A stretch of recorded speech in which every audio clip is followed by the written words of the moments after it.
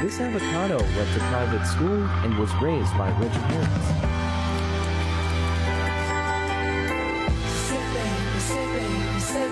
What you doing? What you doing? Where you at? Where you at? Oh, you got plans. You got plans. Don't say that. Shut your trap.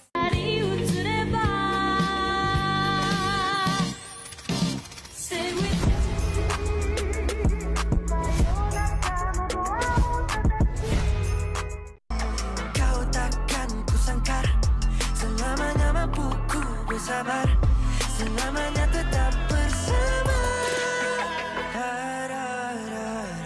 Oh, selamanya mampu ku bersabar. Jika ada cara, oh.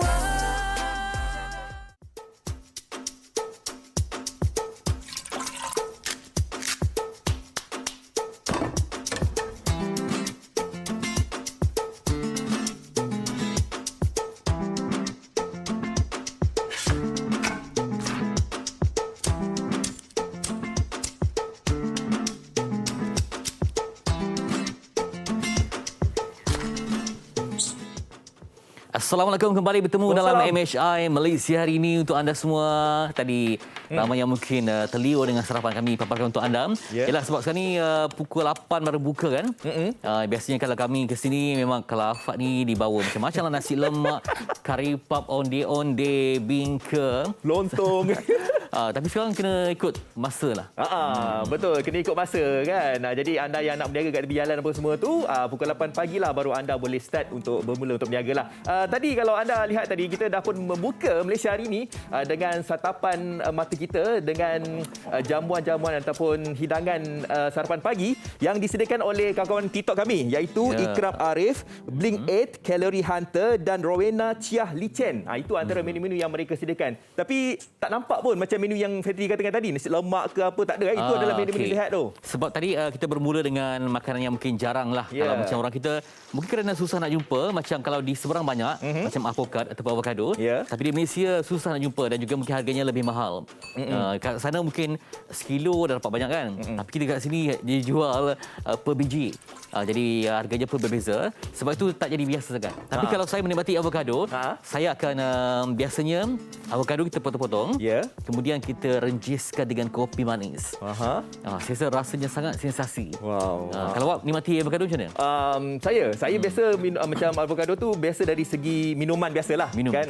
Kan. Tapi kalau kita lihat kalau sebelum ini mungkin cita rasa menu rakyat Malaysia, kebiasaannya mungkin kita makan nasi lemak seperti mana yang Fetri katakan tadilah. Itu antara menu biasa rakyat Malaysia. Tapi saya rasa dalam pada kita nak mengharungi pandemik ni Fetri kan, saya rasa kita harus mengubah cara untuk kita mengambil pemakanan-pemakanan yang ada nutrisi, ada vitamin dan sebagainya kan. Tapi kita tengok ni ada dengar lagu TikTok yang tadi tu kan. Dia nak suruh kita buat cabaran TikTok apa, breakfast challenge apa ni? Sebab yang kalau ekspresi ni kena ada riak muka kan. Tapi kita kan tutup. Cuba buat. Macam mana kadang kita nampak kan kat jalan orang kita nampak orang buat kan. Tak ada video contoh ke? Tak ada. Tak ada terus kena buat je. Fetri, macam mana Fetri? Silakan. Saya okey. Macam mana nak gerak tu? Dia sedang jerit ni. Okey, lepas tu dia mana ada bunyi masuk-masuk tu semua, mana ada kacau-kacau semua tu mana? Bunyi ting ada kan. Okey ni. Okey, sila. Kena ikut rentak.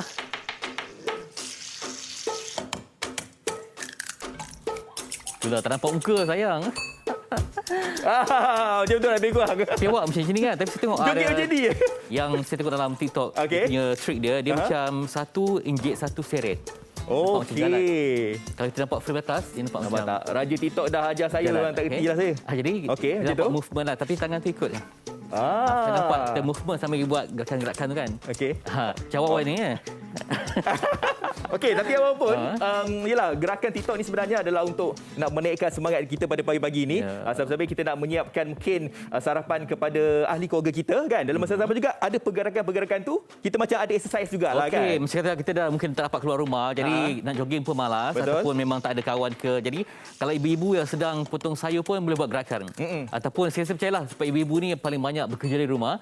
Mungkin ketika dah basuh pinggan, kemudian boleh sambil tu mungkin pergi ambil ni ke ambil ambil ke. Bila kita melakukan pergerakan, mungkin biar berpeluh. Betul. Kalau anda mahukan joget, silakan joget. Tapi kalau mahukan supaya ada pergerakan saja. Setiap peluh yang keluar itu adalah umpama membuang penyakit. Kalau mungkin, tapi pastikan kita bersarapan. Jangan ambil yang pelik-pelik, maksudnya kulit ayam ke apa ke. Kalau boleh, biarlah, orang kata kalau breakfast like a king, tapi biarlah king itu ataupun queen itu seperti yang bernutrisi. Ada cukup dari segi, kalau boleh cuba G-bomb. Siapa tahu tak? Oh, apa tu? G, green. Okey. B, bean. Okey. O, onion. Baik. Okey, B berikutnya berry. Okey. M, mushroom. S, seed. Wow. Okey. Jadi G-bombs G-bomb. Alright. Okey, jom kita nak lihat ini satu TikTok rakan kita juga ni yang menyediakan sarapan pagi. Apakah menunya? Jom kita saksikan.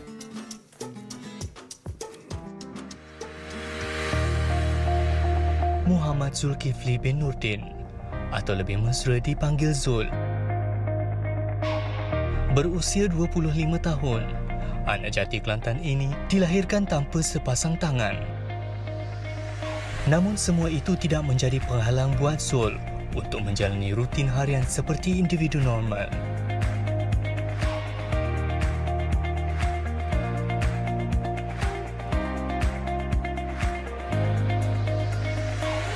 Mempunyai ijazah sarjana muda dalam bidang pengurusan hartanah, anak ketujuh dari 8 beradik ini kini giat dalam membina kerjaya sebagai perunding hartanah. Bukan sahaja cemerlang dalam pengajian, Zul juga seorang yang aktif dalam sukan. Beliau merupakan atlet sepak takraw dan pernah mewakili negeri Perak di Kejohanan Para Sukma 2018.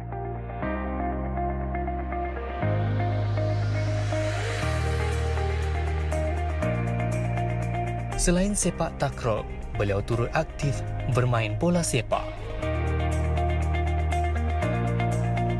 Biarpun mengakui banyak cabaran yang perlu dihadapi, namun ketabahan Zulkifli menjadi inspirasi buat semua. Okey, itu dia bingkisan tentang Zul yang juga popular di TikTok. Betul. Dan ketika saya muat naik videonya di Instagram, Baik. Yang saya terkejutnya, ramai perempuan bertanya, Apa dia antara soalannya? dah berpunya ke belum? Okey, itulah dia kan. Macam saya sebutkan tadi lah, kita boleh menggunakan platform TikTok ni bukan saja untuk kita memaparkan macam nak sediakan juadah makanan dan sebagainya. Tapi Zul, nampak tak? Kalau anda lihat tadi, pelbagai bingkisan yang Zul sediakan tadi tu, boleh main sepak takraw. Dia boleh memancing. Dia pergi kelas memandu. Sebab di sini ada seorang atlet, pastinya tak boleh duduk diam. Ada je aktiviti. Dia bersama dengan Zul yang ataupun nickname dia di TikTok ataupun Zul. Belakang ni.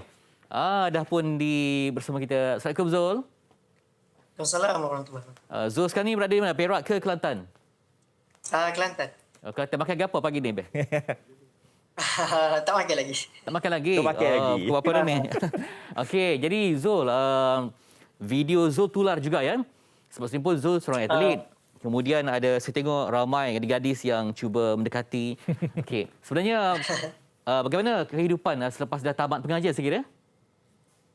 Okey, kehidupan selepas tamat pengajian, alhamdulillah diterima bekerja juga walaupun agak sukar. Tapi benda tu kita ambil positif dan alhamdulillah boleh jalani macam biasa. Okey Zul, saya percaya ramai di antara kita yang macam tertarik lah dengan keleta Zul sendiri dekat akaun TikTok tu. Macam-macam aktiviti yang Zul lakukan kan. Jadi Zul, macam mana Zul rasa macam apa aktiviti-aktiviti yang Zul buat ni, Zul nak kongsikan bersama dengan kawan-kawan Zul di luar sana tu dengan menggunakan aplikasi TikTok tu. Jadi bagaimanakah? Mungkin ada permulaannya, bagaimanakah caranya itu? Okey, sebenarnya saya baru lagi dalam aplikasi TikTok baru 3 minggu. Baik. Saya buat TikTok sebenarnya nak naikkan saya punya personal branding dalam hartanah. Itu tujuan utamanya. Lepas tu pasal ada satu yang video yang orang tanya kenapa tiada tangan, yang tu yang saya tak sangka boleh viral tu. Dari situ yang benda tu ramai followers, yang tu yang saya agak tak sangka lah. Itulah. Jadi, orang tanya, orang suruh buat sikat rambut lah, apa kan, macam-macam disuruh. Itulah.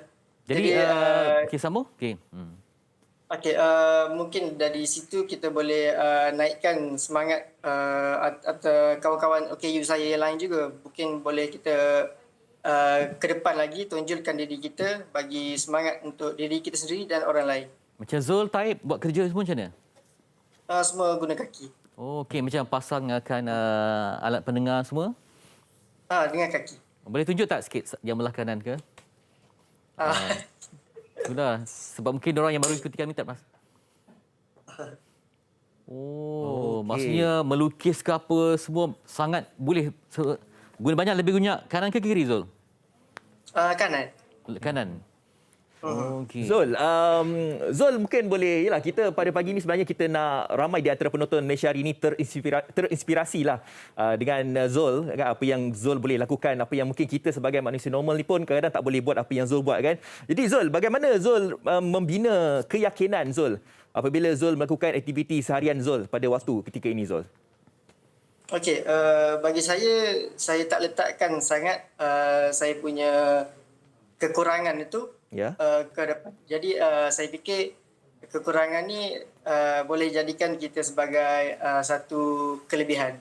Betul. Jadi benda tu yang tak buatkan saya rasa down sangat, sebab di luar sana ramai lagi yang lagi lemah daripada kita. Contoh saya tiada kedua-dua belah tangan. Jadi dekat luar sana mungkin ada yang tak ada kaki, ada yang tak ada tangan, ada yang tak boleh jalan. Jadi benda tu yang mendorong saya untuk lagi lebih kuat lah. Macam mana kalau Zul keluar mesti jadi perhatian, kan? Betul lah. Macam mana, yalah, sekarang ni bila dah bertambah popular di laman sosial, untuk mengendalikannya macam mana? Oh, di Abai ni TikTok tu. Okay. Itulah, tapi buat masa sekarang tak keluar lagi lah. Okey, hari ni kita bicara tentang sarapan. Jadi kalau Zul, apa rutinnya? Kalau sarapan, apa yang wajib ada? Kalau di Kelantan mesti ada nasi dah. Nasi belauk. Betul lah. nasi belauk, nasi lemak. Cara Zul jaga kesihatan, apa yang banyak yang diambil? Okey. Mungkin banyak makan buah ke? Kalau saya, buah antara satu yang favourite saya. Lagi satu, banyakkan minum air putih lah. Itu dia. Zul, Zul mungkin ada kata-kata yang Zul mungkin boleh berikan kepada penonton Malaysia hari ini, sebab Zul saya rasa dah berjaya lah sebagai atlet, dan dalam masa sama juga sekarang ini merupakan salah seorang daripada perunding hartanah, kan. Jadi Zul pun boleh berjaya juga seperti kita yang normal sekarang ini. Apa kata-kata semangat pemanggil yang boleh Zul katakan pada pagi ini, Zul? Okey, bagi saya, macam yang saya katakan tadi, jangan jadikan satu kekurangan itu sebagai kekurangan kita yang hakiki. Jadi benda tu boleh membuatkan satu kelebihan buat kita. Jadi untuk rakan-rakan di luar sana, kita teruskan bersemangat dalam apa jua bidang yang kita ceburi. Untuk sahabat-sahabat OKU saya di luar sana, kita jangan rasa down, tonjolkan diri kita supaya ramai orang di luar sana banyak membantu kita dan lebih memberi semangat pada diri kita. Yang Zul memandu tu visual Zul ke? Berlatih memandu tu? Ya. Yang tu baru belajar. Oh, okey. Semoga dapat kereta impian suatu hari nanti. So, yang tadi saya tanya di awal tadi, ramai yang cuba menghampiri tak? Berkenalan semua? Malu, Abang. Malu-malu dia. Zul, okey. Kita ada seminit lagi, Zul. Zul, saya nak tanyalah, okey, dalam banyak-banyak mungkin ada cabaran-cabaran dekat TikTok tu, kan. Ada tak macam impian Zul yang macam, okey, saya nak buatlah selepas ni dekat TikTok. Apa dia mungkin, apa perancangan Zul selepas ini? Okey, sebenarnya berbalik pada tujuan asal lah saya buat TikTok. Sebenarnya nak brandingkan saya punya hartanah. Mungkin lepas ni video saya berkaitan dengan tips-tips macam mana penjualan hartanah berlaku. Okey. Baik. Zul, untuk akhirnya ramai yang request cuba belik-belik rambut tu. Sebab kalau tengok jaga rambut, kan, kami nak tengok sikat apa rambut, kesukaran. kan. Boleh tak sikit tunjukkan? Macam mana? Okey, macam biasa kalau datang kan kita main rambut, kan. Tapi kalau Zoom yang sebagai orang yang suka jaga rambut, macam mana melaksanakannya? Okay, secara live. Itulah kot. Wow, okey. Ya. Zul, satu je saya mungkin saya nak beritahu, kan, jangan anggap apa sahaja kekurangan yang Zul ada ni. Sebab apa? Sebab kita manusia normal sekarang ni pun kadang-kadang tidak sesempurna apa yang Zul ada waktu sekarang ni. Baik Zul. Semoga terus dikurniakan kelebihan dan kehidupan yang berbahagia dan produktif Zul. Amin. Terima kasih Abang Fadli dan Abang Fazli. Ya, sama-sama. Terima kasih banyak Be. Okay, baik. Assalamualaikum. Waalaikumsalam. Ya. Itu dia dari Kelantan berkongsi bagaimana kehidupan ni memang mencabar tapi beliau ada kelebihan yang luar biasa untuk menghidupkan sesuatu yang bermakna. Betul. Okey, pagi ni kita memang nak bercakap tentang makanan-makanan lah kan. Dan saya pasti ramai di antara anda yang merupakan salah seorang daripada peniaga, kadang-kadang kita nak berniaga di tatkala pandemik ni, kadang kita memerlukan beberapa macam inisiatif untuk menarik minat para pelanggan kita. Kan, contohnya macam yang akan kami sediakan ni, salah seorang daripada peniaga ini dia berniaga teh tarik tapi mengenakan pakaian Spiderman. Oh, tak pakai? Cuba pakai. Nantilah saya pakai next Dia year. kena ada karakter kan? Ada jiwa boleh pakai. Betul. Jadi, okey. Okey, jom kita saksikan bagaimana rupanya.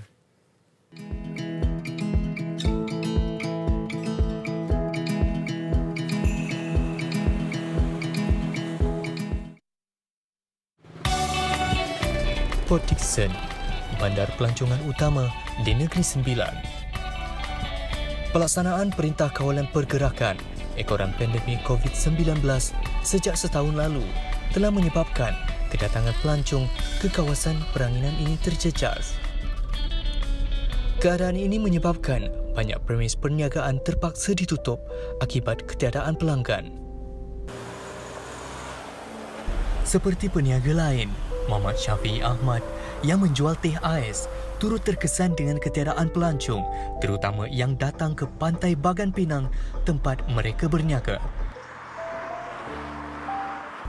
Namun bagi memastikan kelangsungan hidup, cetusan idea untuk menggunakan karakter Adiwira dijadikan sebagai strategi pemasaran produk jualan mereka. Idea dia tercetus daripada lockdown yang PKP semasa 2020. Kami sekeluarga berpakatlah berbincang macam mana nak selepas PKP ni apa yang kita kena buat kan. Kisah Spiderman ni daripada adik-beradik saya jugalah, adik-beradik belah ipar saya. Mereka ni dia adalah cerita-cerita masing-masing. Dan memang fanatik lah dengan Spiderman ni. So kat situ tercetusnya idea. Apa kata kita ambil minat Spiderman tu untuk buat menjalankan bisnes. Pada jam 12 tengah hari hingga 4 petang, mereka ini yang terdiri daripada keluarga terdekat akan mengenakan sud Adiwira sambil mempromosikan minuman di tepi jalan di hadapan gerai mereka. Yang pasti gelagat lucu Adiwira ini telah menarik perhatian pengguna yang melepasi jalan Pantai Batu 4 Port Dickson untuk singgah dan membeli jualan mereka. Saya memang hari-hari lalu sini. Hari-hari lalu bawa ini berhenti. Baguslah cara dia buat macam ni kan. Saya tak malu cara rezeki dan dapat menarik perhatian pengunjung-pengunjung lah kalau datang ke PD ni. Dekat PD ni memang setempat ni je buat macam ni, cara macam ni. Di mana ada kemahuan, di situ ada jalan. Muhammad Syafiee yakin dengan inovasi yang tepat, perniagaan mereka akan dapat bertahan dan mengharungi detik-detik sukar ini. Walaupun pendapatan diperolehi tidak selumayan seperti sebelumnya, namun apa yang penting, mereka sekeluarga dapat meneruskan kelangsungan hidup seperti biasa.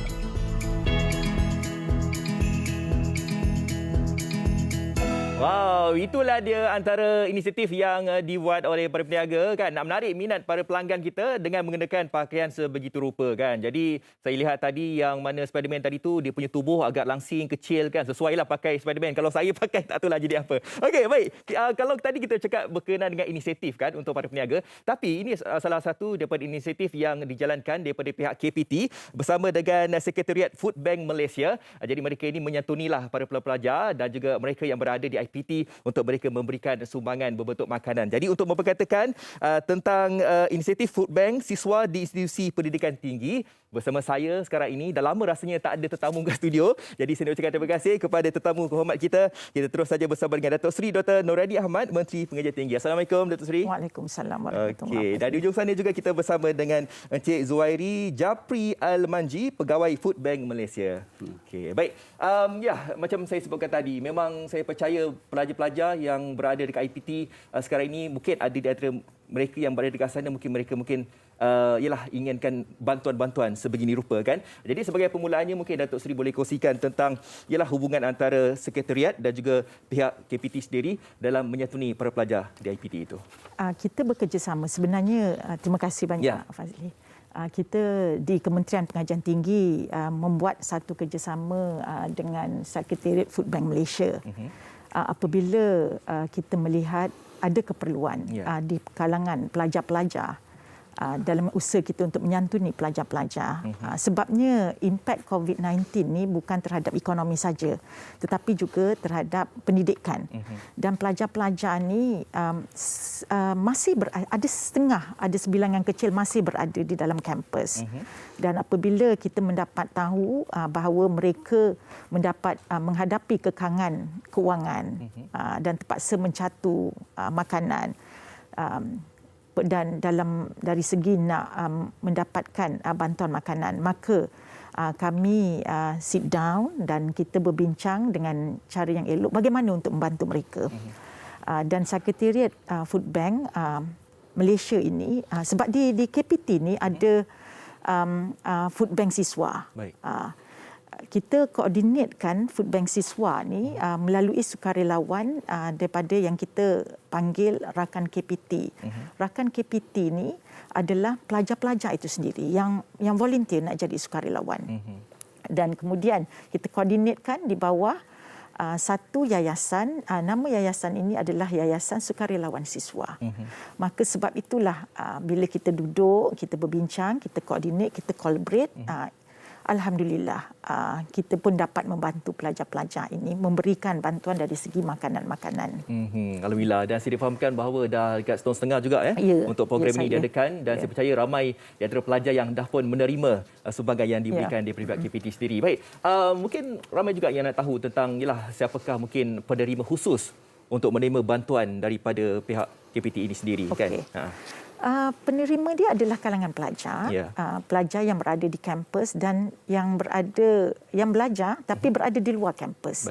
Dan apa yang perlu mereka buat adalah mereka menghubungi pihak HEPA, Hal Ehwal Pelajar dan Alumni di universiti masing-masing, dan kemudian dia menyatakanlah sama ada mereka perlukan makanan ke tidak dan cara itulah yang diambil numbers dia, kemudian dikoordinat semula dengan bahagian hal ehwal pelajar dan alumni di Kementerian Pengajian Tinggi. Dan kita fokuskan lebih kepada mereka yang berada di dalam kategori B40 yang menghadapi kesukaran. Tapi kita sekarang kita tidak terhad hanya di kalangan B40 saja. Mereka yang memerlukan bantuan keuangan ni, bantuan makanan ini kita akan assist. Jadinya tidak ada masalah bagi mana-mana pelajar yang memohon untuk mendapatkan bantuan dari segi makanan. Ya, dan saya pasti tidak akan ada yang tercicir lah kan untuk mereka yang nak menerima bantuan ini. Baik, kita nak bersama dengan Encik Zuhairi kan. Kita tahu bahawa ini adalah usaha-sama antara pihak KPT dan juga pihak Sekretariat Food Bank Malaysia kan. Jadi mungkin Encik Zuhairi boleh kongsikan tentang peranan Yayasan Al-Manji ataupun kumpulan legasi dalam pada kita nak menggerakkan dan memastikan kelancaran program ini. Okey, berkaitan dengan sebenarnya program Food Bank ini adalah di bawah Kementerian Perdagangan Dalam Negeri. Dan di bawah program Food Bank ini dikawasi oleh Sekretariat Food Bank Malaysia. Dan di bawah ni kami ada 7 rakan strategik utama. Food Aid Foundation, Kumpulan Legasi, Kecara Soup Kitchen, Mutiara Food Bank, Micro Malaysia, Nation of Women, Lost Food Project. Dan Kumpulan Legasi the only corporate yang ada di bawah RSU. Untuk makluman, kami ini adalah di bawah kluster warehousing ataupun gudang dan juga distribution, di mana kami akan receive dari mana-mana penyumbang dan kami akan simpan dan kami akan bagi kepada mereka yang berminat. Untuk makluman juga, di bawah Sekretariat Food Bank ini kita ada 4 kluster sebenarnya. Kluster pertama ialah yang paling utama ialah food bank siswa. Sebab ditubuhkan pada masa itu PKP yang pertama dulu, MCO yang pertama, di mana food bank siswa ni banyak stranded. Jadi kami tengok banyak keperluan untuk kami kumpulkan semua penyumbang-penyumbang ni di bawah satu bumbung. Dan kita wujudkan DC. DC ni sebenarnya diinitiate oleh Dato' Muiz Abdul Aziz. Dulu dia adalah KSU KPDN. So dia kata kita buat DC lah, kumpulkan semua barang dan kita distribute pada food bank siswa. Sebab kami nak hantar runcit-runcit ni susah. Betul. Jadi bila kerja kami adalah kumpul saja. Kami kumpul. Lepas tu kami akan hantar. Kami akan hantar bukan maksudnya food bank siswa, dia akan hantar sama ada pada masa tu kita dengan rakan strategik kami NADMA dan juga JKR akan ambil hantar kepada semua universiti. Kemudian universiti datang sendiri ambil di kita punya DC lah. Kita tak buat distribution sendiri. Dan kita bergantung kepada universiti, universiti awam, universiti swasta untuk bagi maklumat berapa banyak keperluan dia, apa barang dia yang tak ada kan. So dari situ kita nampak macam-macam benda yang kita perlukan dan alhamdulillah kita ada rakan-rakan strategik yang lain yang membantu menyediakan barang-barang ni dan kumpul di tempat kami. One stop center. Semua ada di situ. Okay? Dan saya bagi tahu tadi kita ada beberapa kluster. Yang utamanya ialah food bank siswa, yang keduanya ialah food bank komiti. Yang ketiganya ialah food bank institusi macam rumah anak yatim apa semua ni. Dan yang terakhir ialah food bank bencana. Food bank bencana ni kita bila ada banjir ke apa ni kan, kebetulan barang dah ada semua. Jadi contoh ada beberapa syarikat sumbang satu tempat dan kita ada banyak syarikat yang menyumbang, so kita ada banyak barang. Seperti barang-barang ni lah kita distribute lah. Tapi fokus utama Sekretariat Food Bank ialah untuk membantu dengan kerjasama KPT supaya bantuan tu dapat disalurkan dengan lebih lancar dan sampai kepada pengguna dia. Dan data-data tu semua adalah di bawah KPT lah. Betul. Nanti saya nak tanyalah kan, bercakap tadi berkenaan dengan sumber kan. Jadi mungkin kejap lagi saya nak tanya bagaimanakah mungkin kita dapatkan sumber ini dari mana kan, dan juga cukup ke waktu sekarang ni ataupun mereka kat luar sana pun mungkin boleh memberikan sumbangan. Sebentar lagi kita akan tanyakan kepada Encik Zuhairi. Berbalik kepada Dato' Sri. Dato' Sri, kita tahu bahawa untuk kita nak melancarkan inisiatif ini, food bank ini, saya rasa mungkin ada cabaran-cabaran. Walaupun setelah setahun setengah, saya pasti akan ada cabaran kan. Jadi mungkin ada mekanisme yang mungkin boleh diguna pakai untuk kita terus membantu golongan mahasiswa di IPT ini. Cabaran dia memang ada. Satu cabaran antara lainnya adalah bagaimana kita nak pastikan bahawa supply itu mencukupi. Sebab mungkin orang boleh bagi sumbangan tapi dia tidak berterusan. Lepas tu yang keduanya pula, bagaimana pula kita nak pastikan bahawa food itu kita distributekan diorang dan semua akan dapat.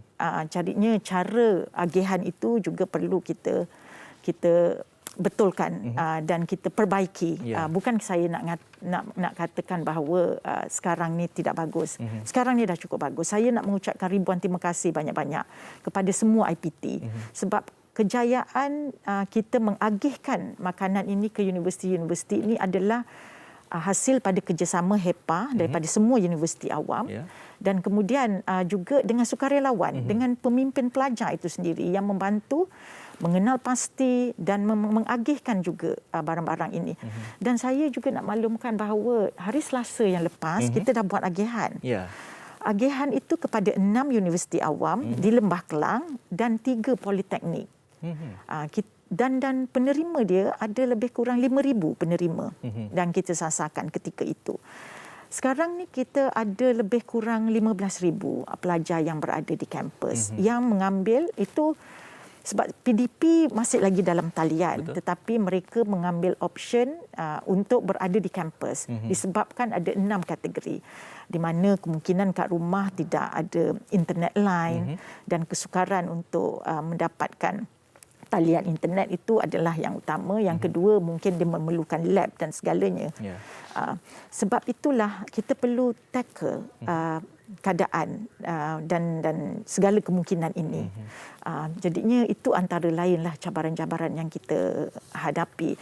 Tapi insya-Allah berkat kerjasama dengan Sekretariat Food Bank Malaysia yang mempunyai network yang cukup bagus dan network juga dari pihak KPT itu sendiri. Kita gabungkan, insya-Allah kita akan replenish produk-produk yang sudah berterusan, yang hampir perlu dipenuhkan semula. Dan saya tertarik masa saya pergi ke warehouse. saya dapati bahawa pharma pun ada contribute juga, macam pisang, nenas dan pelbagai barangan buah-buahan juga disumbangkan oleh pharma. Jadinya ini menunjukkan bahawa kerjasama bukan sahaja daripada private sector, bukan hanya daripada individu, tetapi juga daripada agensi kerajaan juga yang membantu. Sebab kalau kita nak memberikan sumbangan berbentuk makanan ini haruslah seimbang kan? Kena dengan nutrisi dan sebagainya. Kenalah dengan tauja kita pada hari ini. Baik Datuk Seri, sebenarnya tak sempat nak bertanya kepada Tuan kan sebab kita kesetukan masa. Saya terus saja nak tanya kepada Datuk Seri tentang mungkin harapan tentang inisiatif Food Bank bagi pihak KPT sendiri. Harapan saya kita akan terus bekerjasama. Cik Zack, nama glamour Cik Zack. Baik. Kita akan terus bekerjasama dan kita akan fokuskan kepada short term dan juga long term strategi kita. Short term kita kena distribute semuanya barangan ini kepada penerima dan long term macam mana nak kekalkan barangan tersebut. Itu yang kita memikirkan cara pendekatan teknologi retort. Di mana retort ni kita boleh gunakan dan at least kita akan menjaga nutrisi makanan-makanan yang kita nak agihkan kepada pelajar-pelajar semua sekalian. Ya, insya-Allah kan. Jadi kepada mereka yang mungkin para pelajar kadang ada di antara mereka ni yang macam tertunggu-tunggu juga kan. Food Bank ni sampai ke tempat anda, jadi jangan risau, akan sampailah nanti kan. Okey, jadi kita harapkan bahawa inisiatif yang dijalankan daripada pihak KPT sendiri dan juga bersama dengan sekretariat juga kan dapatlah membantu meringankan sikitlah kan beban mereka yang berada dekat IPT itu. Baik, terima kasih ucapkan kepada Datuk Seri Dr. Nuraidi Ahmad, Menteri Perguruan Tinggi dan juga kepada Cik Zack ataupun namanya Cik Zuhairi Japri Al-Maji, Pegawai Food Bank Malaysia. Terima kasih kepada dua-duanya. Baik, itu dia pengusian yang telah pun diberikan. Jadi kita tak berhenti berehat seketika. Sekejap nanti banyak lagi pengisian yang menarik pastinya di Malaysia hari ini. Jangan ke mana-mana.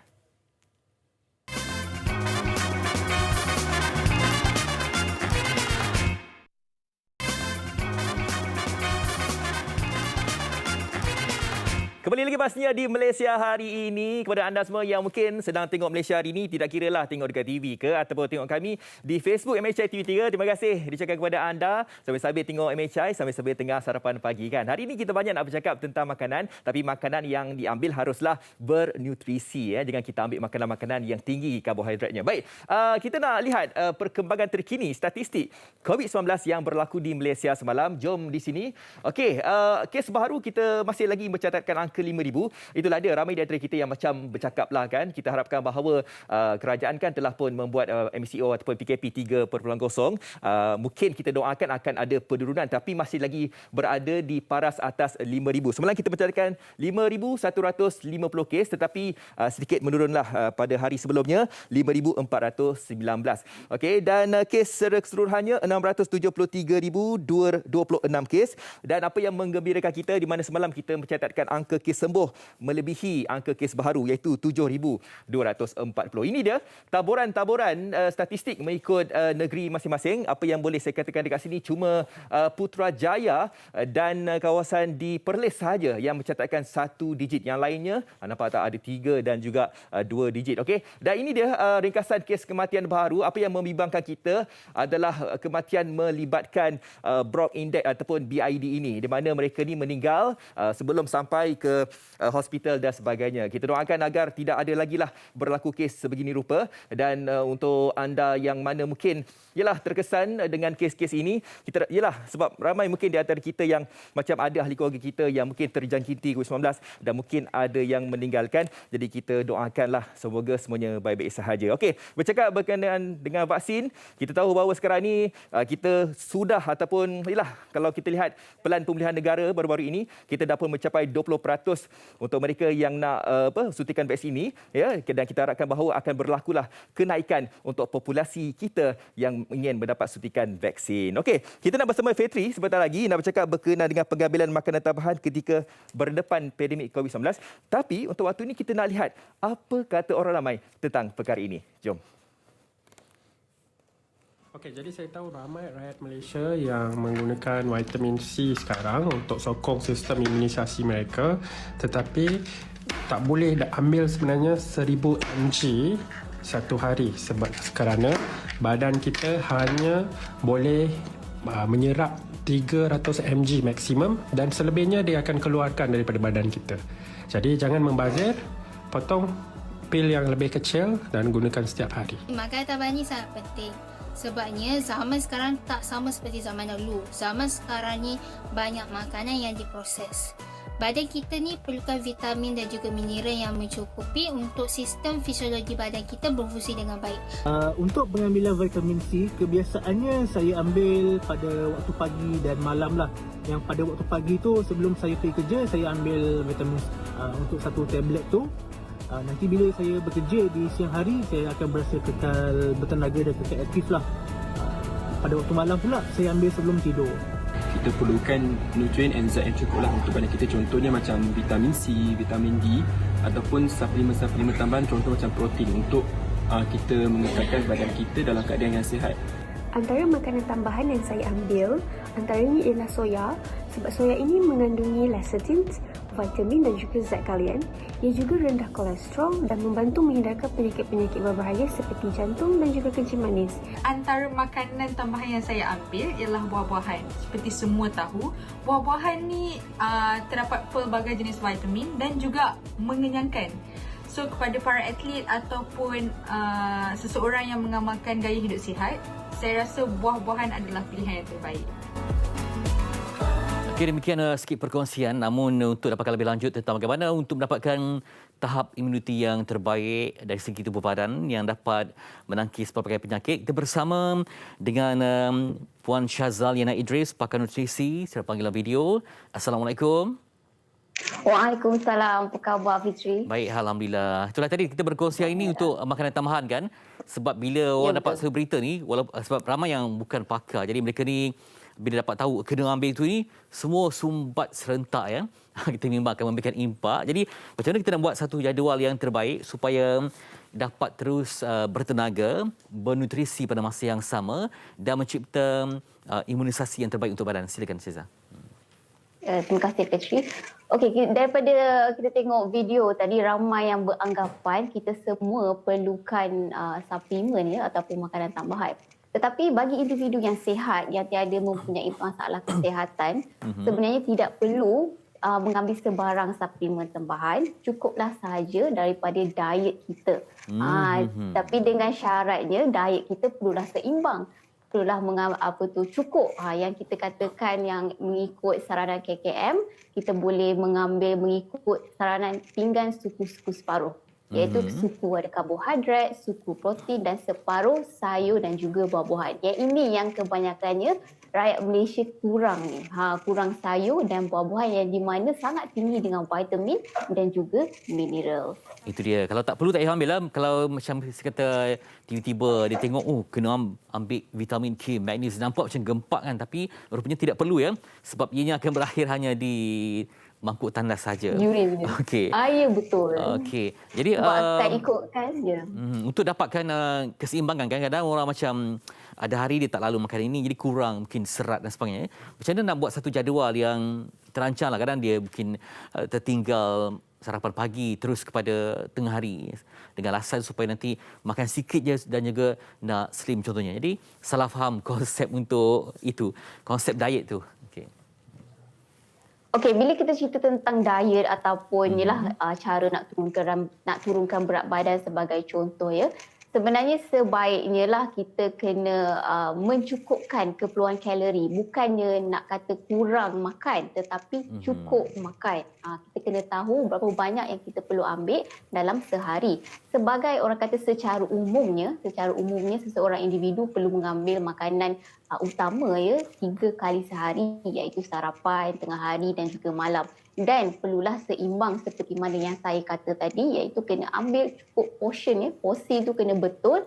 Itu kita boleh ambil suku karbohidrat ya. Kalau pinggan tu kan ataupun ikut saiz penumbuk lah kan. Kalau karbohidrat saiz penumbuk, kalau protein, ayam, ikan semua saiz tapak tangan, dan sayuran dan juga buah-buahan lebih kurang 2 cukup tapak tangan ataupun separuh pinggan. Tetapi ramai yang beranggapan orang kata sebagai jalan pintas lah, tak nak tak makan makanan yang daripada diet ni, jadi mereka perlu mengambil suplemen. Tapi hakikatnya ingin saya tegaskan di sini, Tiada makanan yang terbaik selain pada makanan sebenar. Jadi cuba sedaya upaya kita untuk mengambil makanan sebenar iaitu daripada sayur-sayuran, buah-buahan sebelum kita mengambil suplemen ataupun makanan tambahan itu Itu sendiri. dia. Namun pun makanan tambahan ni dia mencukupkan mana yang kurang. Ya. Saya kata kalau orang tu ada alahan kepada makanan yang perlu tapi itu sebagai alternatif.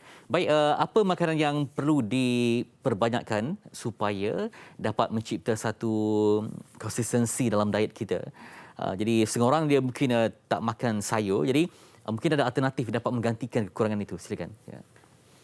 Okey. Bila kita cerita tentang sayur ni, boleh katakan tidak heranlah sebab ikutkan daripada peratus kita punya kajian mobiliti kebangsaan Malaysia pun lebih kurang 95% rakyat Malaysia tidak mengambil sayuran dan buah-buahan yang mencukupi. 95% itu antara angka yang besar kan. Jadi nak kata ada tak makanan lain yang boleh menggantikan, semestinya tidak ada. Tetapi kita cuba pelbagaikan dari segi warna. Warna dalam kita punya makanan, kerana setiap warna, sebagai contohlah warna oranye kan sangat sinonim dengan vitamin C. Tetapi ramai yang rasa macam kita tengok video tadi, vitamin C kita tak cukup lah seharian dan sebagainya. Tetapi hakikatnya kita hanya perlukan lebih kurang dalam 70 hingga 90 mg vitamin C sahaja sehari. Tetapi ramai yang mengambil secara berlebihan, yang itulah yang kita kata membazir, yang last masuk dalam tanda juga kan. Tetapi kalau ikutkan, kalau dari segi buah-buahan, satu biji oren sebagai contoh dan juga separuh jambu batu sudah pun dapat membekalkan kita vitamin C yang mencukupi untuk sehari. Itu dia. Yang penting semula jadi ya. Ya, semula jadi itu yang paling terbaik lah. Ya. Jadi mungkin Syazah nak kongsikan apa mungkin kadang kita nak makan macam tu saya tak okey, tapi seorang dia tadi macam dalam slide tadi dia pelbagaikan cara pengambilan supaya nampak kita pun berselera untuk menikmatinya sambil dapat membantu imuniti. Mungkin dapat dibantu? Ya, betul. Kita pelbagaikan makanan itu yang penting. Tak ada makanan yang khusus sebenarnya untuk tingkatkan imuniti. Secara tak langsung mungkinlah orang kata vitamin C dapat tingkatkan imuniti badan kita. Ya, betul, kerana dia sejenis antioksida. Tetapi sebenarnya bukanlah kita bergantung kepada setengah vitamin sahaja semata-mata. Sebaiknya kita pelbagaikan jenis makanan. Kita kena pastikan air kita pun mencukupi, lebih kurang 2 liter sehari, mengambil sumber probiotik, iaitu sumber daripada lemak yang baik. Kena pastikan semuanya seimbang dan juga bersederhana. Itu konsep makanan seimbang ni sangat mudah sebenarnya, perlu bersederhana dan pelbagai. Itu dia. Kalau macam ada yang mungkin malaslah dia ambil terus multivitamin. Jadi apa komen Syazah? Okey, sebenarnya bukan kata tak boleh.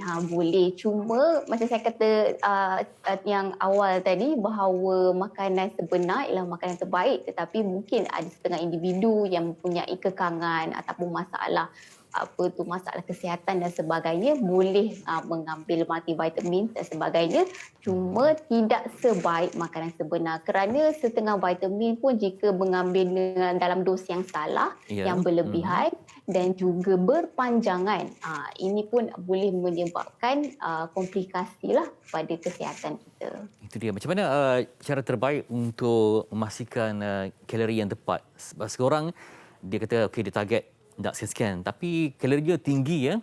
Jadi apa mungkin panduan yang dapat Syazah berikan dalam kalori ni? Seorang mungkin ialah sekarang ni zaman moden, mungkin ada panduan-panduan kan yang dapat membantu kita untuk merancang seharian ya. Okey, kalau ikutkan memang setiap individu mempunyai kalori yang berbeza. Dia bergantung kepada tahap kesihatan, bergantung kepada aktiviti fizikal, bergantung kepada umur dan juga berat yang terkini. Okey, jadi nak kata formula tu ada, tetapi yang paling mudah kita boleh ikut saranan KKM Suku-Suku Separuh tadi, ataupun kita boleh download app. Sekarang ni ada pelbagai apps yang boleh membantu untuk kita ketahui berapa keperluan kalori seharian kita. Sebagai contoh, macam yang KKM sendiri juga sudah pun ada apps dia, iaitu kita panggil My Nutri Diary 2. Boleh cuba Google, pun ada juga. Okey, itu dia. Jadi supaya lengkap pengambilannya.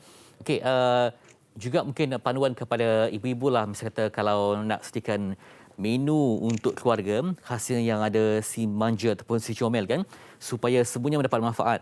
Yang dewasanya sama dapat manfaat, yang kecil pun akan terima juga manfaatnya. Mungkin tak boleh nampak yang hijau ini anak tak boleh terima. Mungkin ada cara lain, alternatif lain untuk memastikan zat kebaikan itu dapat juga diberikan kepada anak-anak. Okey, ini memang masalah utama saya rasa. Kebanyakan anak-anak kecil memang tidak suka dengan sayur-sayuran dan juga buah-buahan. Ini kerana mungkin daripada kecil lagi kita tidak diajar ya.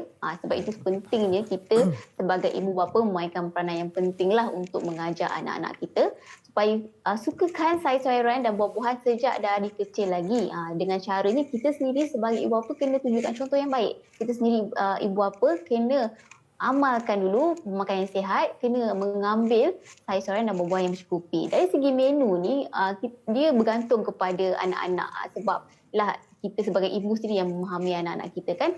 Tapi ada banyak sebenarnya resepi yang kita boleh boleh membantu untuk meningkatkan pengambilan sayuran buah-buahan.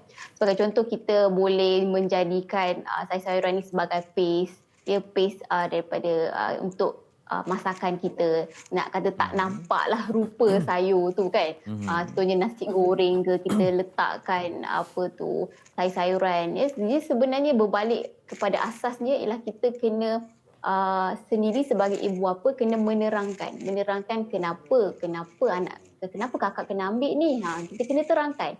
Ya, sebab ini bagus untuk kesihatan. Okey. Baik, ada sikit. Dia mungkin bagus untuk sistem pembuangan dia kan. Kita kena itu cara yang lebih baik lah. Okey, terima kasih Syazah berkongsi maklumat yang berguna untuk pagi ini. Itu dia. Sama-sama. Okey, yang penting yang terbaik kata Syazah tadi ialah tentang makanan sebelum jadi yang asli. Itulah kebaikan yang sebenar. Okey, misalnya kalau ada yang tak boleh terima langsung, barulah dicari alternatif makanan tambahan. Itu pun berpandu juga kepada nasihat daripada mereka yang pakar. Ya, bukan hanya kita ambil buat kajian. Kadang kajian ni kita hanya cari di dalam laman internet, tapi tidak sahih mungkin, ataupun tak cukup dengan research, perlu ada reaffirm dari pihak yang berautoriti. Okey, baik. Lepas ini kita berjalan lagi nak kongsikan kepada anda, namun ini sikit tips panduan untuk kesihatan anda bersama. Kembali lagi selepas ini.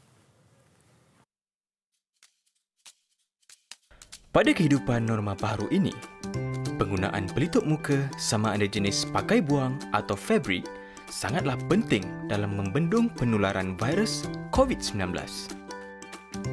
Cara memakai pelitup muka adalah sangat penting. Ramai yang tidak memakai pelitup muka dengan betul. Ilyas, kita tidak boleh pakai pelitup muka di bawah hidung. Salah tu. Bukan begitu, Ilyas. Lihat bagaimana Sheila memakai pelitup muka. Pastikan ianya menutup hidung dan mulut sepenuhnya. Pemakaian pelitup muka yang betul dapat mengurangkan risiko jangkitan. Ramai yang tidak tahu cara menyimpan pelitup muka yang betul, terutamanya semasa makan.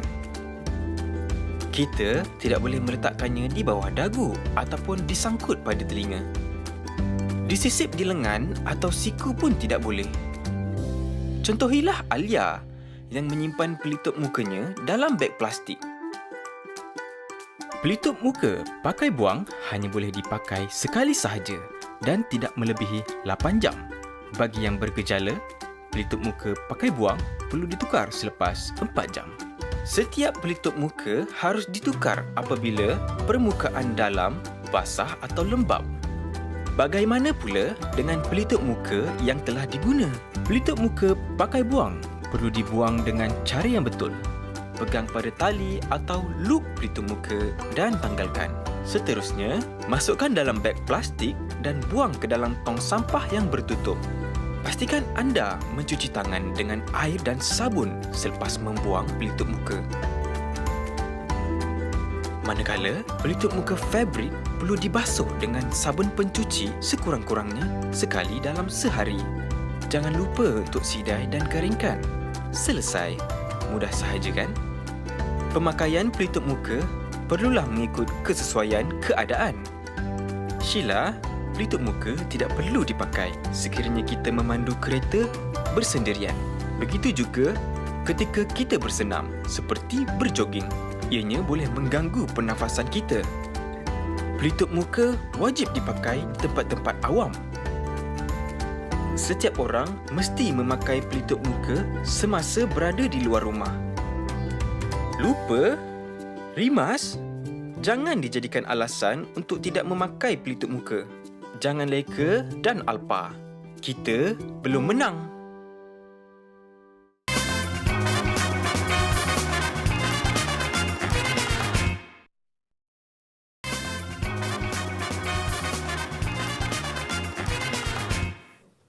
Kembali di MHI terus cegah ceria pada pagi ini dan kita mungkin nak memberikan anda inspirasi dengan menyimpan, mana tahu anda mungkin menjadi jutawan yang berikutnya. Baik, BSN terus galakkan rakyat Malaysia untuk menyimpan. Sekian bersama dengan panggilan video Ketua Pegawai Perniagaan BSN, Encik Mujibur Rahman Abdul Rashid di talian. Assalamualaikum. Waalaikumsalam, Fitri. Ya, sihat pagi ni ya? Alhamdulillah, sihat. Okey, kita walaupun dalam pandemik tetap dengan satu inisiatif yang mantap untuk menggalakkan lebih ramai rakyat Malaysia yang menyimpan. Jadi, bagaimana BSN terus memberi galakan, inspirasi dan juga panduan supaya terus menyimpan demi masa depan yang gemilang? Silakan. Okey, menggalakkan tapi menyimpan adalah satu peranan utama BSN. Kita ditubuhkan ada dengan tujuan menggalakkan tabiat menyimpan di kalangan masyarakat. Jadi kita tahu walaupun dalam keadaan yang mencabar, dalam keadaan pandemik sekarang yang masih lagi di angka 5,000. Jadi kami di BSN terus mempergiatkan aktiviti untuk menggalakkan tabiat menyimpan, terutamanya di kalangan generasi muda melalui sijil simpanan premium. Apa yang dikatakan sijil simpanan premium ini? Ini adalah produk simpanan kami yang menawarkan atau memberi peluang kepada penyimpan untuk memenangi hadiah-hadiah lumayan, antaranya hadiah bulanan yang bernilai RM1 juta yang menunggu pemenang yang bertuah. Untuk makluman semua, tahun ini kami menawarkan sejumlah 19,000 hadiah, lebih daripada 19,000 hadiah bernilai RM30 juta untuk dimenangi oleh pemenang-pemenang yang bertuah. Jadi setakat bulan Mei, 5 bulan pertama tahun ini, kita telah menyaksikan 5 pemenang yang memenangi hadiah RM1 juta, 5 jutawan. Kita ada 1 wakil daripada negeri Kelantan, kita ada 1 wakil daripada negeri Pahang, 1 daripada negeri Perak, 1 daripada negeri Pulau Pinang, dan yang terbaru pada bulan yang lepas, 1 wakil daripada negeri Selangor yang berjaya memenangi hadiah RM1 juta yang seterusnya membolehkan mereka menjadi jutawan. So, sepintas lalu kita menyediakan sejumlah 14 hadiah yang bernilai RM1 juta, iaitu kita ada 1 hadiah setiap bulan dan 2 jutawan pada setiap bulan pada bulan Jun dan Disember. Jadi jumlah untuk tahun ini berjumlah 14 jutawan yang bakal kami raikan. Kita dah meraihkan 5, kita masih lagi berbaki 9 jutawan yang sedang kami cari untuk tahun 2021. Itu dia. Jadi banyak kan? 9 lagi ya. Okey, ada peluang ni kan? Okey. Jadi macam mana untuk meningkatkan peluang terpilih tu? Mungkin dapat diterangkan. Ya. Okey, dalam produk yang kami tawarkan ini termasuk kita juga menawarkan kadar keuntungan yang tinggi, Fitri. Jadi kita memberi peluang 3 dalam 1, simpan dapat kadar keuntungan yang tinggi, iaitu untuk sijil simpanan premium special edition. Kita menawarkan sehingga 1.9% kadar keuntungan setahun. Dan bukan setakat dapat kadar keuntungan yang tinggi, tapi peluang menjadi jutawan. Jadi untuk tahun setakat bulan Mei, kita telah menyaksikan sejumlah 4 juta rakyat Malaysia menabung di dalam skim ini dengan jumlah simpanan berjumlah 4.1 bilion. Dan Alhamdulillah, walaupun dalam keadaan pandemik, kita melihat sejumlah lebih kurang 44,000 penyimpan baru yang hadir ke BSN untuk bersama-sama kami di dalam skim sijil simpanan premium ini. Jadi soalan balik kepada semua pendengar-pendengar di luar sana, pendengar-pendengar MHI pada hari ini. Apa lagi yang ditunggu? Adilah ke BSN. Peluang untuk simpan, mendapat kadar keuntungan yang tinggi dan juga peluang menjadi jutawan. Jadi harapan kami dengan penawaran yang sebegini akan membolehkan lebih ramai di kalangan rakyat Malaysia. Kita baru ada 4 juta. Berbanding dengan jumlah penduduk yang ada, kita melihat potensi yang lebih besar. Masih ramai yang tidak tahu tentang skim ini yang membolehkan di samping menabung, mereka mempunyai banyak peluang-peluang yang tersaji untuk mereka nikmati di BSN. Jadi boleh mereka kecawangan di ataupun melalui ATM, CDM, perbankan internet, MyBSN dan ejen Bank BSN yang berada di seantero negara. Jadi moga-moga ada rezeki untuk semua. Jadi sekali saranan supaya terus menyimpan, Cik Rahman, untuk semua supaya dapat kita mencipta tabungan yang padu pada bersama menikmati pelbagai insentif. Silakan. Ya. Okey, sebelum itu saya nak kongsikan sedikit tentang profil pemenang-pemenang yang telah kami raikan. 5 pemenang. Okey. Agak menarik untuk kita kongsikan. Kita ada 2 pemenang yang dikategorikan sebagai generasi muda. Pemenang 21 tahun daripada negeri Kelantan. Seorang pemuda berusia 21 tahun. Kita ada seorang remaja berusia 17 tahun berasal daripada Pulau Pinang yang kita raikan pada bulan April. Cabutan bulan April. Dan untuk makluman, kita juga mempunyai satu warga emas berusia 81 tahun daripada Pahang yang memenangi hadiah jutawan. Dan satu wanita berusia 54 tahun di negeri Perak. Dan yang terbaru yang ingin saya kongsikan lebih sedikit adalah pesara berusia 60 tahun. Untuk makluman, pesara ini adalah juga bekas pengarang akhbar. Dan beliau mula menyimpan apabila bermulanya PKP 1.0.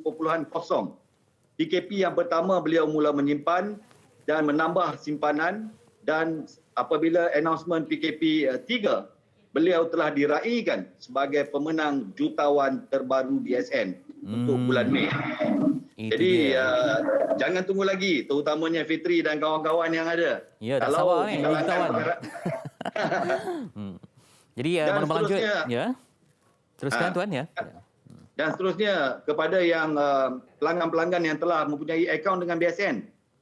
Anda boleh melakukan urusan untuk membeli sijil simpanan premium melalui kita kaunter BSN, ejen bank BSN, ATM kami, CDM kami, perbankan internet kami. Dan sekiranya anda belum mempunyai sebarang akaun dengan BSN, anda perlu hadir ke kaunter untuk melakukan proses pembelian sijil simpanan premium ini. Jadi mulakan langkah pertama anda dan insya-Allah rezeki bakal untuk kami raikan sebagai pemenang seterusnya. Terima kasih Fitri. Okey, sama-sama, moga tak sukses untuk semua. Itu dia daripada Cik Mujur Rahman Nur Rashid, Ketua Pegawai Perniagaan BSN yang menggalakkan anda untuk menjadi jutawan.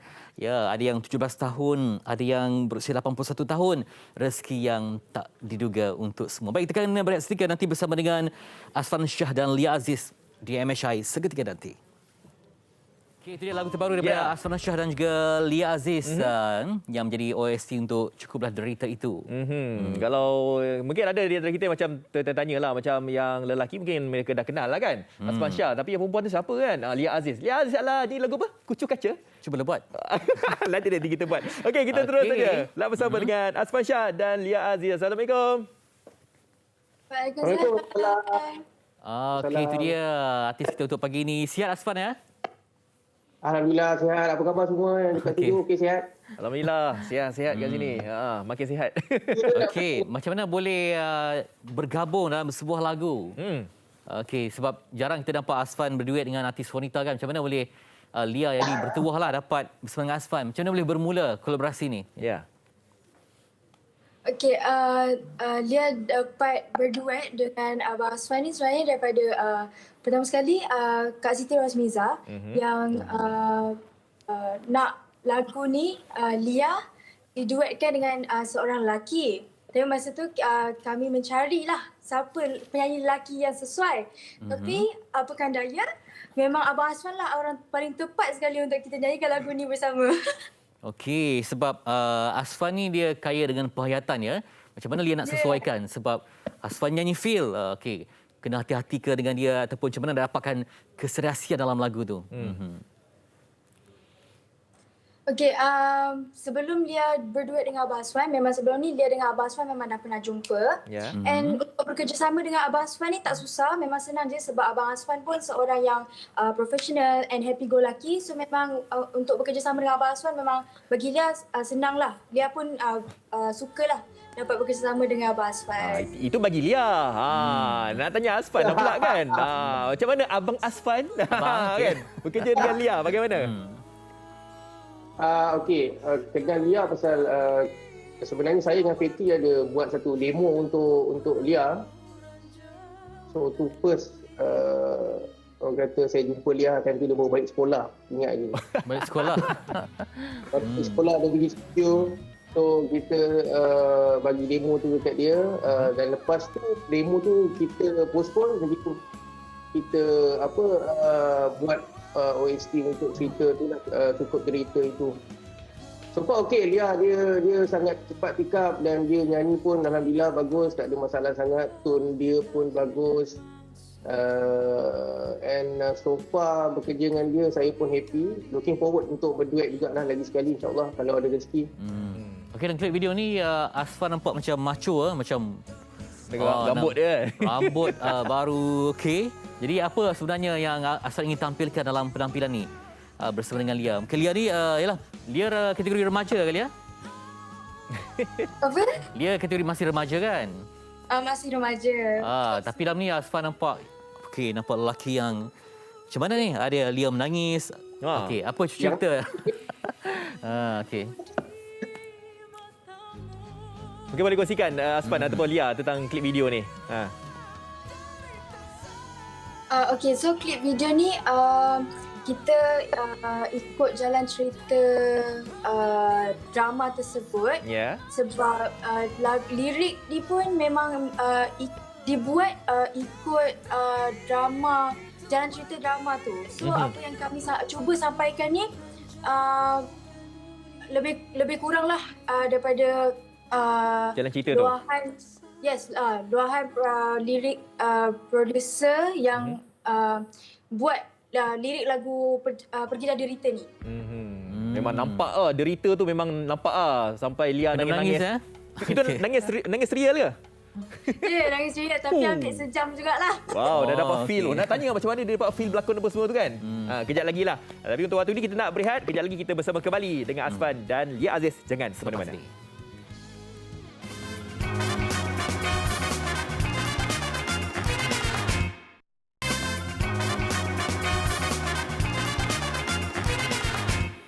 Ya, bagilah Mehmet Syai dah sarapan belum? Alhamdulillah. Minum, saya sempat minum bagi tadi. Tapi minum kena air kosong Tapi ingatkan nak minum avocado tapi tak sempat nak buat Okey, pagi-pagi banyak kali kita ambil jus ya. Betul. Untuk membantu penghadapan dan semuanya.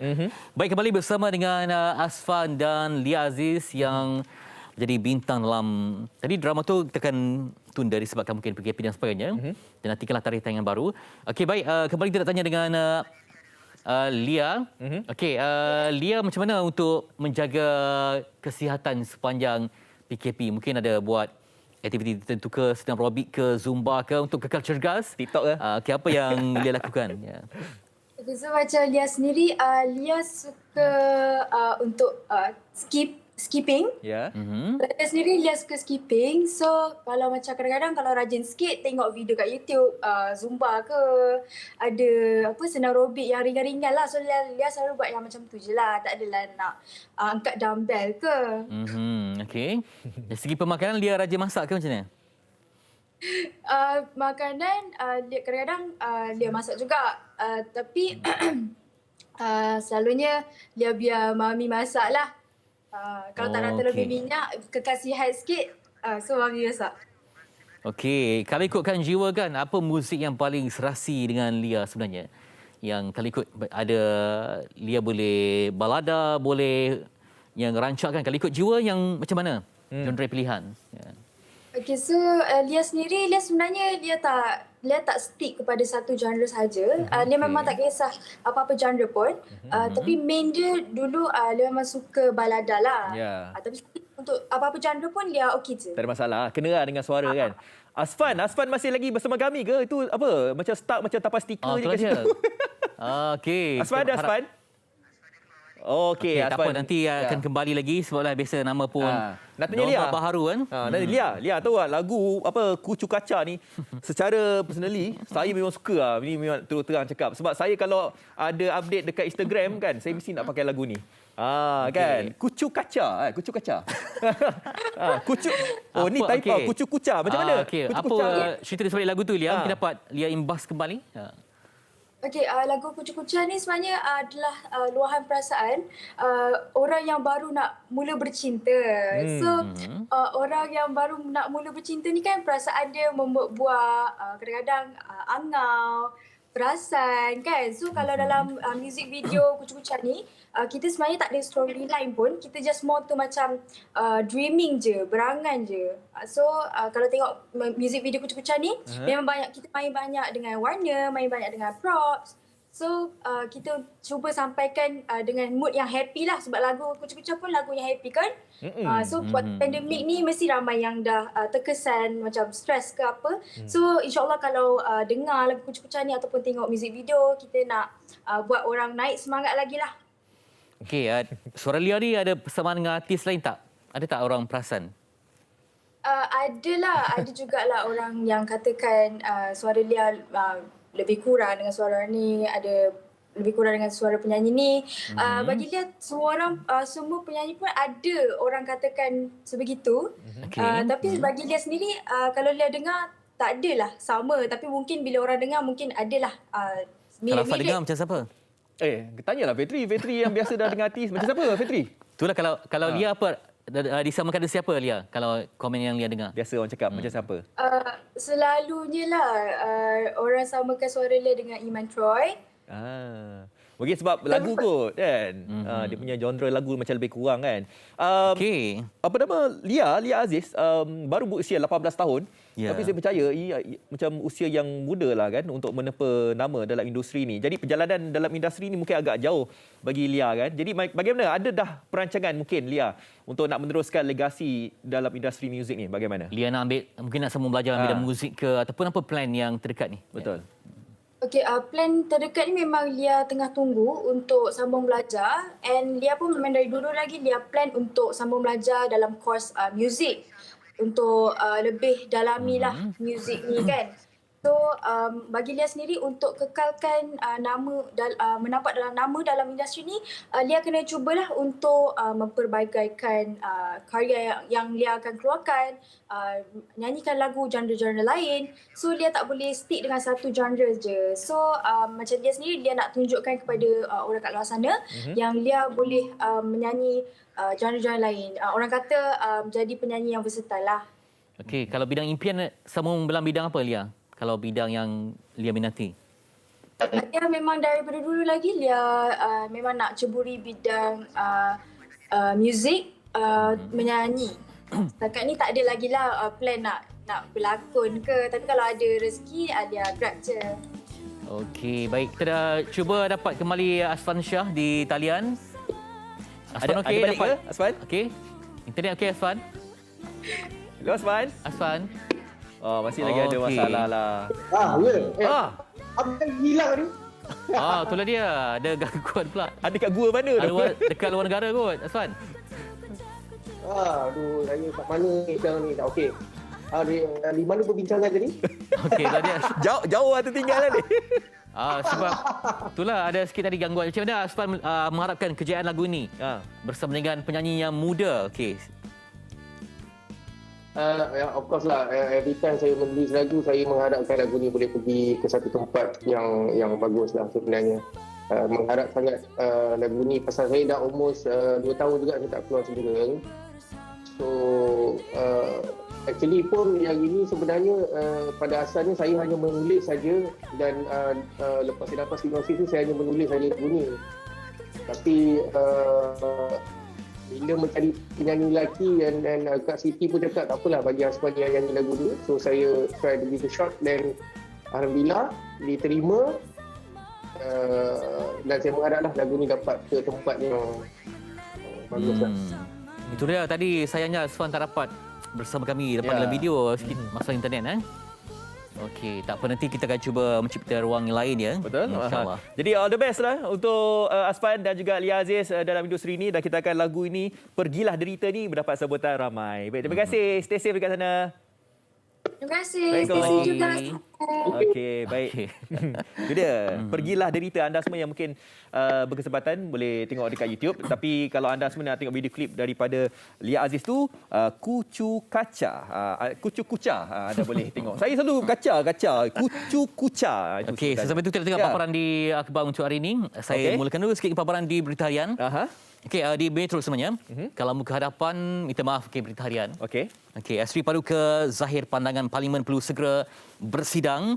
Raja-Raja Melayu berpendapat tidak perlu lagi darurat selepas 1 Ogos serta pentingnya kerajaan yang stabil diyakini dan disokong majoriti rakyat. Itu paparan di Berita Harian. Seterusnya. Okey, seterusnya kita lihat akhbar mana yang menjadi pilihan. Kalau ikutkan muka surat harapan semuanya ini berkaitan dengan Parlimen, tapi parti lain. Ya, di Harian Metro kita paparkan berita berkenaan dengan di bawahnya itu, iaitu nyawa masih panjang, bayi tertonggeng dalam baldi. Allahu Akbar. Ini beritanya, CPR menyelamatkan nyawa anakku. Ibu bapa bayi berumur setahun bertindak pantas lihat anak tertonggeng dalam baldi berisi air. Dan menurut ibu berumur 30 tahun itu, hanya Tuhan saja yang tahu perasaannya menghadapi situasi hampir meragut nyawa anak keduanya, Adinda Mikaela. Okey, jadi ini salah satu peringatanlah kepada anda yang mungkin mempunyai anak kecil yang berumur macam tu kan, untuk kita menjagalah. Saya difahamkan maknya ni pergi kejap nak pergi tutup pintu ke apa.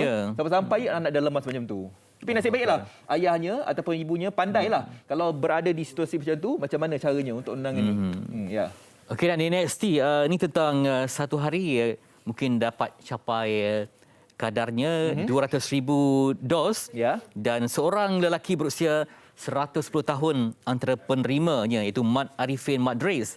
Dan kita berbangga sebab kita pun dah mencapai tahap yang baik. Betul. Dan juga memberi peluang lah. Sekarang kita tengok ramai yang hari-hari paparkan mereka telah pun divaksin. Satu perkara yang sangat baik yang mana semalam je ada 215,000 suntikan telah pun diberikan. Betul. Kita harapkan lebih ramai yang dapat dan kita untuk mencapai komuniti berkelompok untuk kesihatan bersama. Saya pun dah tak sabar untuk hidup baru, nafas baru, keceriaan baru. Betul. Dan sekeseluruhannya dekat 4.9 juta dah mereka yang dah pun menerima suntikan dos pertama dan kedua. Okey, MHI dah sampai ke hujungnya. Jadi apa yang kami bawakan dari pagi tadi sampai sekarang ini dapatlah anda mengambil iktibar dan juga pengajaran tentang makanan. Yang paling penting nak ambil makanan boleh, tak ada masalah, tapi perlulah kaya dengan pelbagai jenis protein, karbohidrat, vitamin dan sebagainya. Okey, jadikan hidup anda lemak manis bagaikan avokado yang memukau. Okey, jumpa lagi. Assalamualaikum, bye-bye.